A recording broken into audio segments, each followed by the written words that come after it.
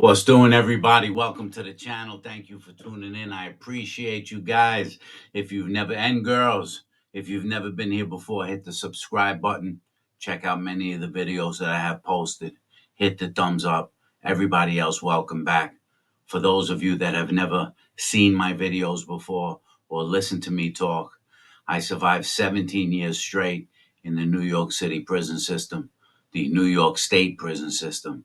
I was sentenced to 12 and a half to 25 years.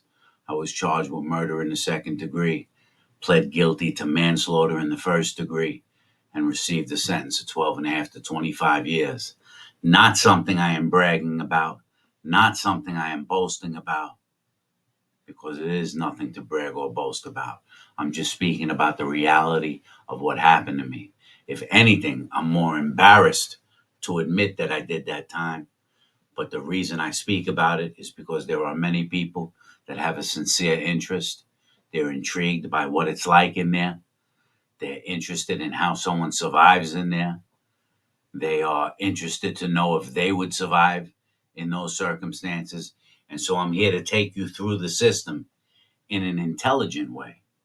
I'm here to take you through the system in a way that you can really comprehend the emotions involved spiritually, mentally, emotionally, what it's like to live in that system. And today we're going to talk about Attica Prison, the most serious prison that I did time in. I did almost 7 years in Attica. I spent 3 years on Rikers Island. From Rikers Island, I went to Sing Sing for a couple of years. From Sing Sing, I went to Attica for almost 7 years. And then after that, I went to five, six other prisons because you get transferred a lot in the New York State prison system. And so we're going to talk about Attica today, the fear that's involved with going in there. And would you survive going into that prison? I'll tell you this. I went from Sing Sing, which was the loosest prison. And what I mean by the loosest prison is Sing Sing is basically controlled by the prisoners. They do whatever they want there. You got prisoners walking up the hallway smoking weed. You got guards walking up the hallway smoking weed. You can't even tell who's talking, whether it's an officer or a prisoner, if you can't see them, because it's off the hook. The prison is filthy, it's dirty, it's loud. People aren't following instructions. What's the matter with my camera? Are we working? Yeah. People aren't following instructions. They're not following the rules in Sing Sing. The guards are bringing in razors, scalpels, knives, drugs. Sing Sing is pandemonium, right? And Sing Sing was the first prison I went to, so that was my impression of prison. That's the way I figure all prisons run like this, right? Everyone's running around, cutting each other, stabbing each other. There was rats, roaches, cats, animals running around. It was nuts. Sing Sing was nuts. A lot of violence, a lot of bloodshed.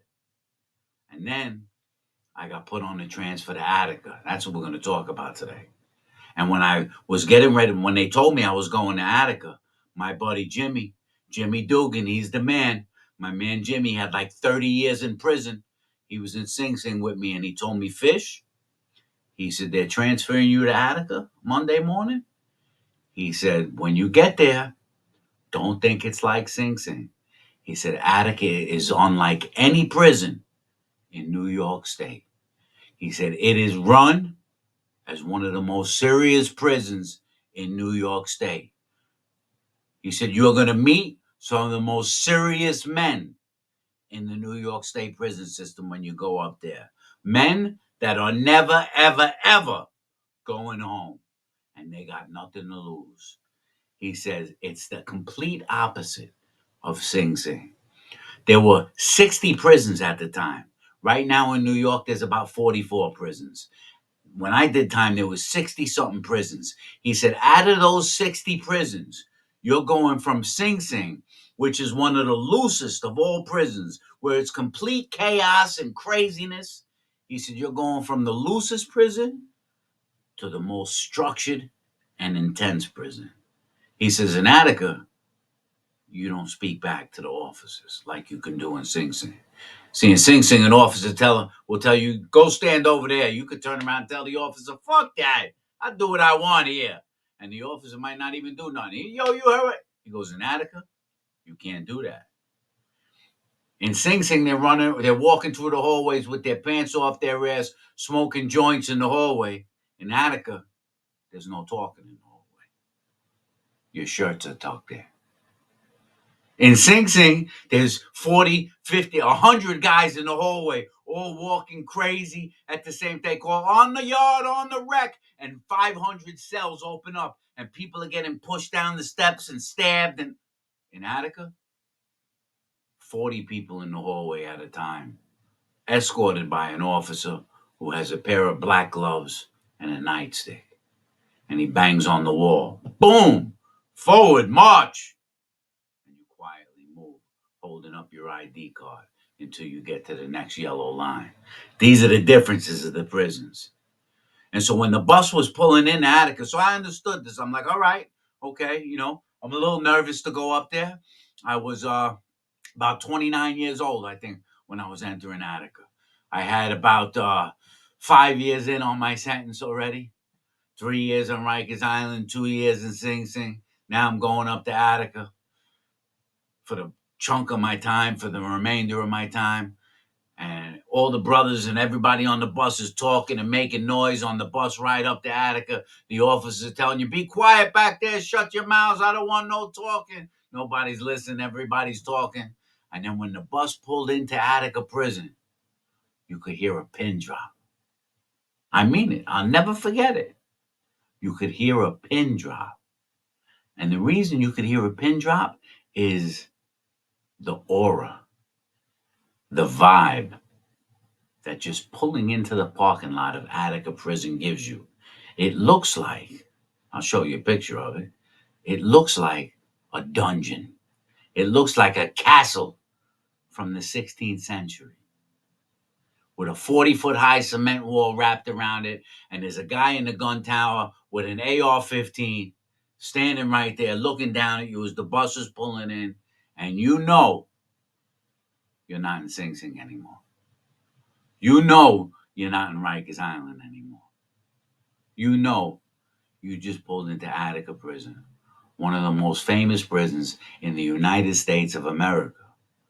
Of course, known for the Attica riot, where so many people were murdered. And you could hear a pin drop. And when the bus pulled in, about 6 of us got off. There was about 6 of us going into Attica. Maybe 8 of us, I don't remember the exact number, but it was a small group of us. And they pull us in and we go into this caged in area, and they sit us down. And this big, massive dude come, one of the biggest men I've ever seen in my life. I told this story on one of my previous videos, but it's worth hearing again. And if you've never heard it, it's worth hearing. One of the biggest men I ever saw in my life, till this day, stepped into this cage. I'm not exaggerating when I say this guy was 6'9", 400 pounds, the size of Andre the Giant, scary looking correctional officer. Looked like something was wrong with him. And he was a nice guy. He said, how you doing, everybody? Any of you ever been here before? No one had ever been there before. He says, all right, let me explain the rules to you real quick. I'll never forget this speech. Can I have a sip of my soda? Ah, thank you. He said, if none of you have ever been here before, he said, we want you to know here in Attica, we understand you guys are going to fight. That's how he starts his speech. He says, we understand that you're men, you're stressed out, you're locked up, and men tend to get their stress out by fighting with one another. He says, if you guys want to get into a fight, he goes, we'll let it go on for 5 minutes. We'll let you get the steam off your chest. He said, but if we tell you to break it up, break it up. He says, if you want to fight with weapons, he said, we're going to get involved. He said, somebody can get really hurt. We don't go for the weapons. We tell you to drop the weapon, drop the weapon. If you don't drop the weapon, he said, somebody's going to the hospital. He said, now, if you touch one of our officers, if you touch one of my officers, he said, you'll probably be beat to death. He says, if you're alive, you'll make it to solitary confinement. He said, with broken arms, broken legs, a broken jaw. He goes, that's if you survive the beating. He said, so welcome to Attica. He said, if you want anything from here on in, He said, you need any information? He says, don't ask an officer. Just ask one of your fellow prisoners. They'll help you. They'll tell you everything you need to know. Let me get to your cell as soon as possible. And he brings us in. And we go into Attica, and the first block I went to was D Block. That's where the riot took place, in D Block. Attica has 5 blocks. They have A Block, B Block, C Block, D Block, and E Block. There's 5 blocks. E Block is like a little honor dorm, and D Block has an honor dorm as well. It's half regular and half honor dorm. That's D Block.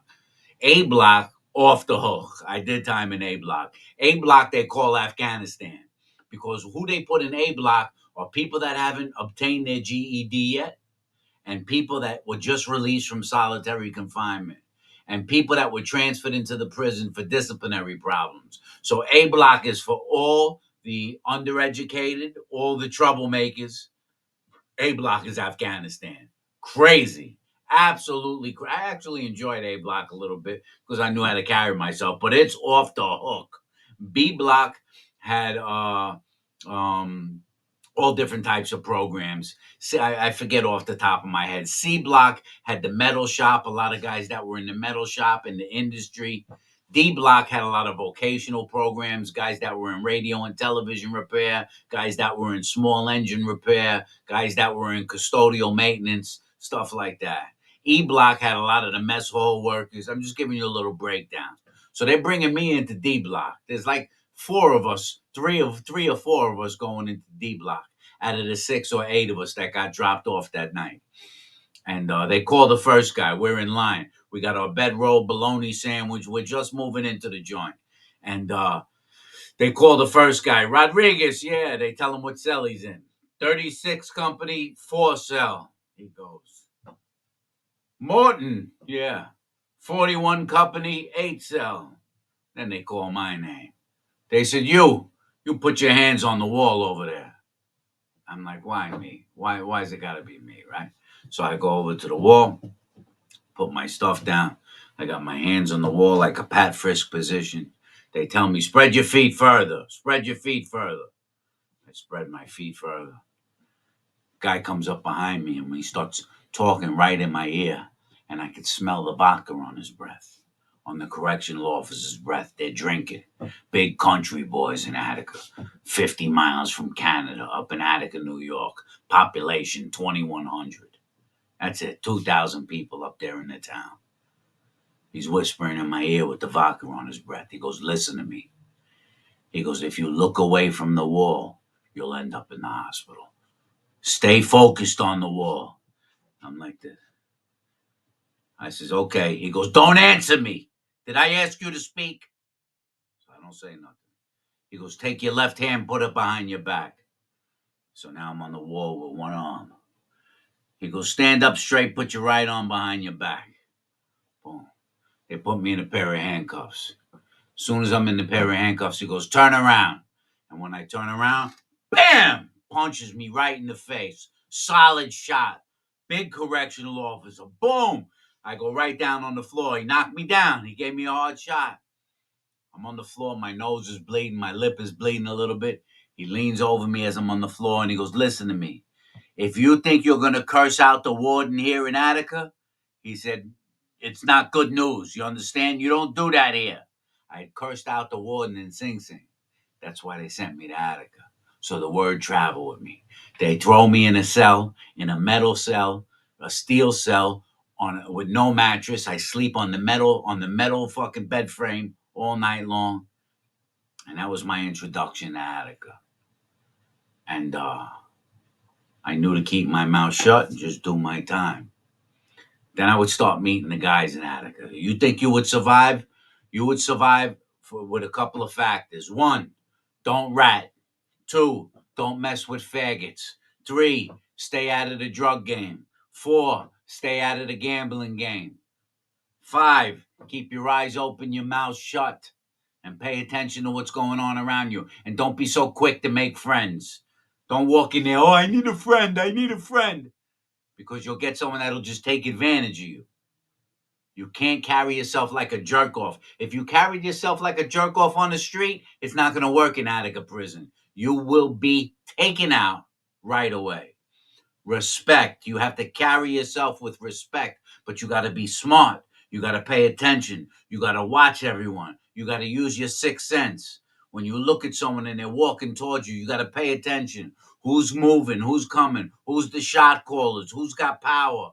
Who are the other prisoners gathering around? Yes, sir, and no, sir. The officer's the death. Yes, sir. No problem. Yes, sir. No, sir. That's it. Keep it moving. But you got to keep your eyes open and your mouth shut because you're going to start meeting serious, serious people. Guys that are never going home. Guys that have life without parole. Guys that have 50 years to life, 75 years to life. I was in there with Blue Boy. Blue Boy didn't care about nothing. Big set of balls. He ended up allegedly taking someone out in there. My man Tommy Torpy, 25 to life. Vinny Moraldo, 50 to life. Doc, 25 to life. Nicky One Eye, I know they're funny names. Nicky One Eye, 30 years to life. Mikey Doyle, 15 years. My other man, Mikey Barres, 25 to life. Cop body. Patty Flynn killed a cop. My other guy, no, chopped his wife up, put her in the freezer, had her in the freezer for a month. You got the rapists, the child molesters, the killers, the carjackers. It's crazy. It's a crazy place. And it's discipline. These guys are doing time. This is their home in Attica. It's their home for the rest of their lives, a lot of guys. I was walking in there with 12 and a half to 25 years, and they used to call me short timer. Hey, short timer. What do you got, 12 to 25 years? You're a short timer. Come over here, short timer. Yeah. And you learn to respect people. There's no cutting the line.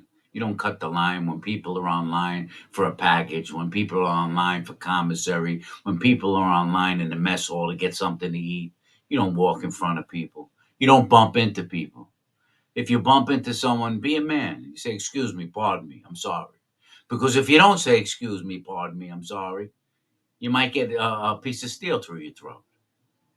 You might, yeah, and it's serious. I'm not saying this to scare you. I'm telling you that the way the place is, and the wolves will come.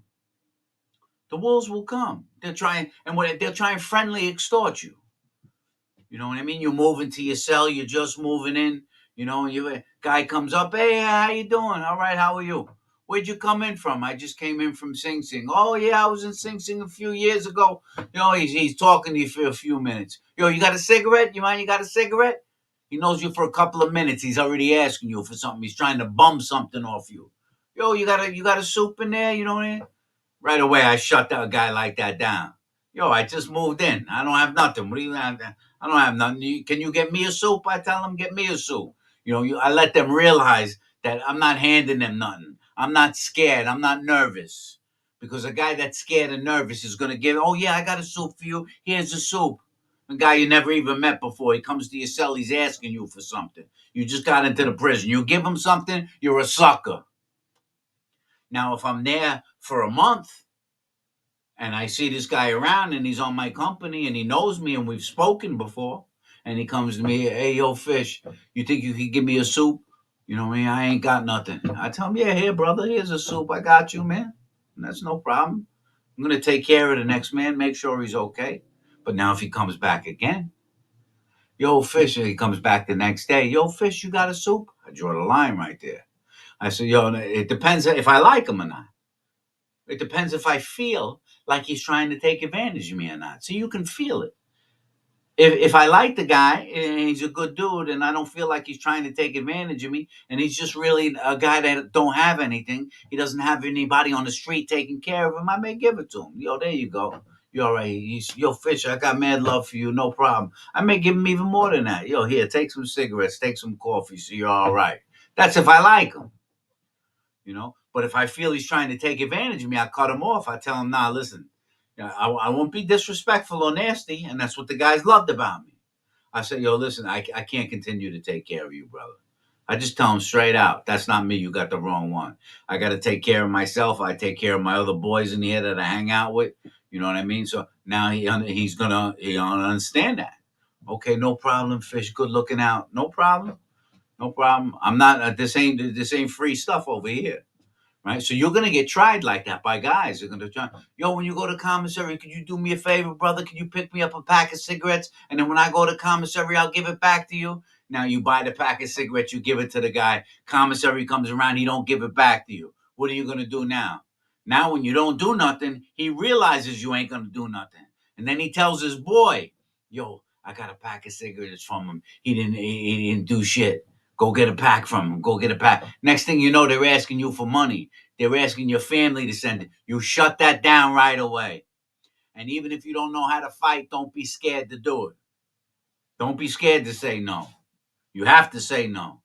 The guy, yeah, I don't care if you're a soft and you don't know how to fight. The guy comes up to you, yo, do me a favor, you have it. Say, listen, I can't do that. If he tries to put a little pressure on you, say, listen, I ain't doing that. That's a wrap. You know, and that's gonna happen when you first go in there. You know, it happens in almost any prison you go to. It happens in jail all the time. Prison's a little different. Prison, the guys are settled in more, they're programming more, they're making a little money, they're in their routine. Jail's chaos. Prison is a little more relaxed. You follow me? And you'll get yourself with a crew of guys. You know what I mean? And once everyone knows you're with the crew of guys, you'll be better off. You get with your crew. You know what I mean? The black guys stay with the black guys. The Mexicans stay with the Mexicans. The white guys stay with the white guys. And if you're a white dude, you'll be with the whole group of white guys. If you're a Dominican, you'll be with the whole group of Dominicans. If you're a Jamaican, you'll be with the Jamaicans. That's the way it works. You know, and if you had a problem, even if you weren't a fighter, and you had a problem, you go back and you tell your whole crew, yo, what's up? This guy's making me a little uncomfortable. Guys are gonna expect you to take care of your shit yourself. But if they know you're a square, they know your boy was. I stepped up for a million dudes. You know, I had a guy in there, Kevin. Kevin wasn't a fighter at all. Kevin was real soft. He was doing a couple of years, quite a few years, for killing a guy while driving drunk. But he wasn't a criminal. He never committed a crime in his life. You know, a couple of guys tried to push up on Kevin, and I went to them. I told him, yo, you got the wrong one. That's my boy right there. Kevin's my boy. Oh, no, Fish, we got mad respect for you. We love you. I said, all right, good. I'm glad you love me. Don't fuck with my boy, Kevin. That's my boy. No, no, Phil, you got that. You got. Then I just tell Kevin, you're good. Don't worry about it. You're good. That's it. I may be a little guy. I'm a small guy, but I don't take no shit from no one. I don't care who they were in there. I don't care who they were. I'll give you one story, and I don't say this to sound like a tough guy. This is a true story. I had one of the gang leaders. It doesn't matter what gang. He was one of the gang leaders. He controlled the whole gang, and he was in the cell right next to me. Not for a long time, but he was in the cell right next to me. And he was a tough guy. He was a tough guy. He controlled 50, 60 people in a gang. He was the boss. And I said it to him with a smile, and I said, yo, listen to me. I said, if anyone in your gang messes with any of my boys, I said, I have to come after you because you're in control. And I say it with a smile because we used to hang out together. We used to talk all night. He had mad love for me. Yo, Fish, I got mad love for you. You're a good dude. He used to say, you're a tough white boy. I says, I'm a tough white man. I said, I'm not a white boy. Do you want me to call you a black boy? You don't want me to call you a black boy. You want me to call you a black man. And I want you to call me a white man. Right? There's no white boy. And he respected that. No, Fish, I got you. Don't worry about it. I'm sorry. I didn't mean no disrespect. I said, all right. I just telling you, if anyone in your gang messes with any of my boys or goes to push up on any of my boys, I says, I got to come after you. I says, let me tell you what I'm going to do to you. I says, I'm going to come up behind you so you don't see it coming because I know you're a pretty tough guy. I says, I'm going to come up behind you. I says, and I'm going to knock you out. I'm gonna hit you in the head with something. I'm going to knock you out. I says, and then after I knock you out, I says, I'll do it right in front of the cop. I don't care if the cop is watching or not. I says, then after I knock you out, I said, I'm going to pull your pants down. And after I pull your pants down, I'm going right up inside of you. He said, oh, yo, Fish, you're crazy. I said, this way, you have to do another 20 years. For the next 20 years, they're going to point the finger at you and say, see that dude right there? A white boy hit him. He's, no, Fish, you crazy. I love you. And I said it with a smile and love him, give him a hug. He says, you crazy, man. You crazy. You a crazy white boy. I said, white man. White man. Attica's a serious place. You know, you don't want to go in there. And I'm letting you kids know that this is the world that you'll be subjected to when you go in there. A dangerous place. There's guys running around with big fat scars on the side of their face. You see tons of them. It's called getting a $150, 150 stitches from getting your face ripped open, from getting your face melted. I seen in Attica probably 7 murders in Attica, maybe a little more. I didn't see them all. You know, I've witnessed 5 or 6 of them. There was probably 10 of them. You know, all different. It's crazy. It's a crazy place, man. Crazy place. So you don't want to go there. Can I have another sip of my soda, people? Is that all right? I'm talking a lot. I need soda.